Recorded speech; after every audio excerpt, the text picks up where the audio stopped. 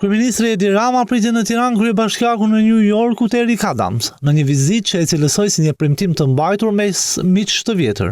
Kreu i qeverisë theksoi synimet për të forcuar lidhjet me një nga komunitetet shqiptare më të mëdha jashtë vendit dhe për të nxitur bashkëpunimin në turizëm dhe teknologji, por edhe për mundësinë e një linje direkte Tiranë-New York. Rama renditi edhe diellën mes arsyeve. Një premtim përsëritur disa herë,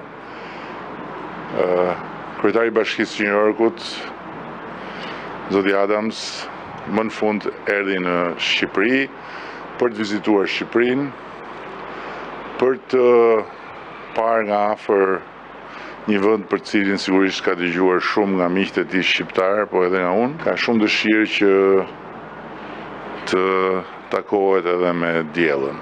Kryebashkiaku i qytetit më të madh të Shteteve të Bashkuara të Amerikës e nisi fjalën e tij me vlerësime për ndryshimet që ka pësuar Shqipëria gjatë dekadave të fundit dhe rolin që teknologjia po luan në zhvillimin e saj. 25 vite më parë, ky vend kishte më pak se 100 drita rrugësh, ndërsa sot shohim një vend që ecën me hapa të mëdhenj drejt së ardhmës deri te krijimi një ministrie të inteligjencës artificiale.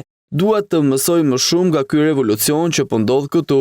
Mes arsyeve të vizitës në Shqipëri, kryebashkiaku i New Yorkut theksoi ndërtimin e urave të bashkëpunimit, veçanërisht në turizëm, ekonomi e kulturë.